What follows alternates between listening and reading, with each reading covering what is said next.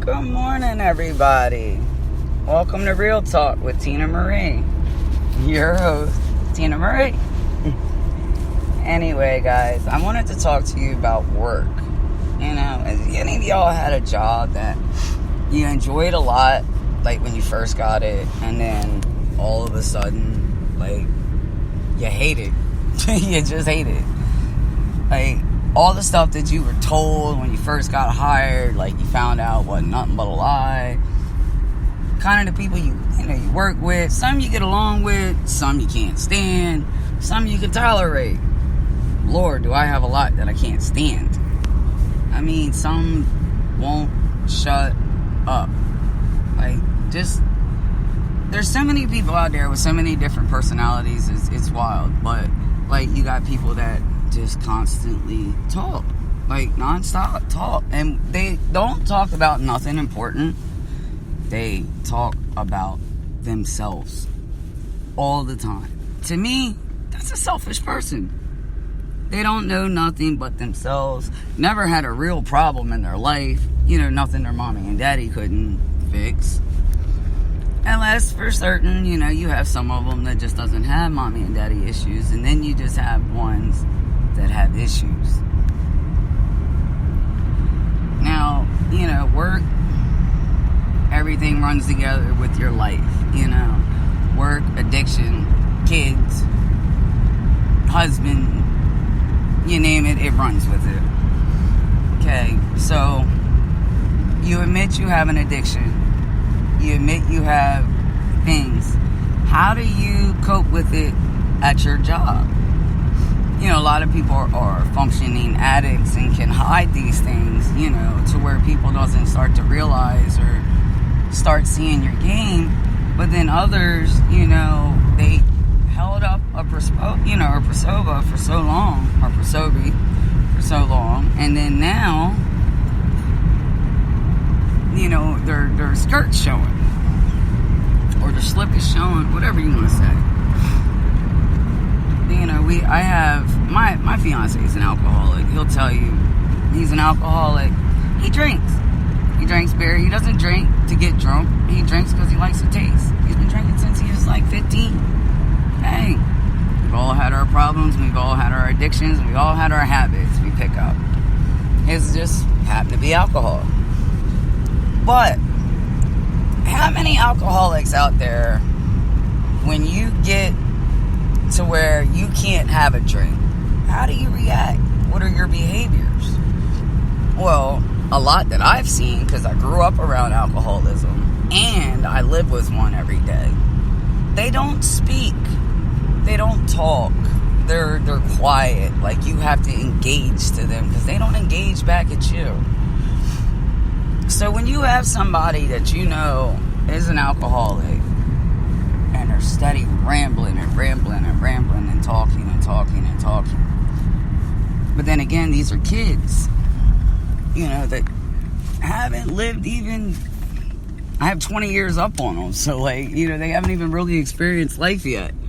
Not all of life's indoors. Not all of life's stress and liabilities. Now, everybody has had problems, don't get it twisted. And I'm sure everybody's had a hard life, and I don't doubt any of them haven't. But when you listen to a lot of them were born with a silver spoon in their mouth. Hey, cool. By all means, that's awesome that you were privileged enough. Now, see me, I wasn't. I grew up poor. Like, mom was a cokehead. Dad was a cokehead, or stepdad for that matter, was a cokehead. Addictions, they drank, they snorted, they fought, they partied, they did it all. And honey, us kids, we paid for it all. In some aspects or ways, like when the electric got cut off, or, car got repossessed, telephone got cut off, no food in the house, whatever the case may be.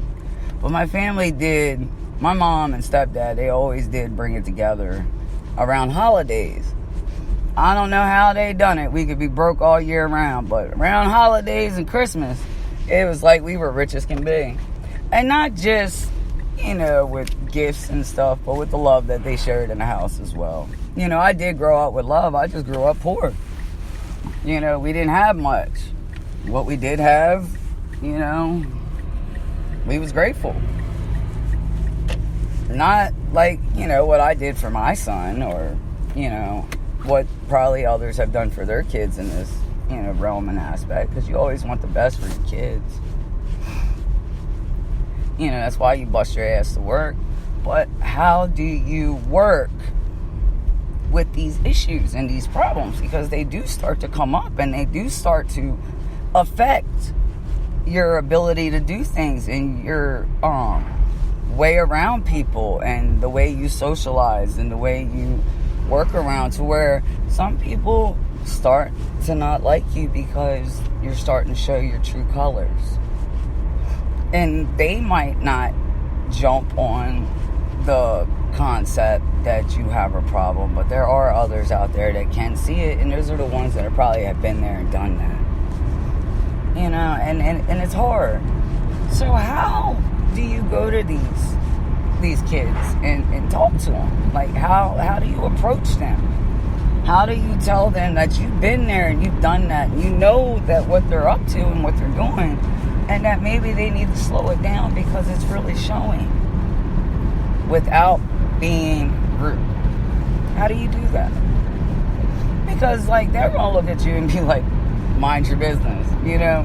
Because really, in all actuality, it is none of my business. I mean, and it's nobody else's business for that matter. But I'm just saying, all in all, how do you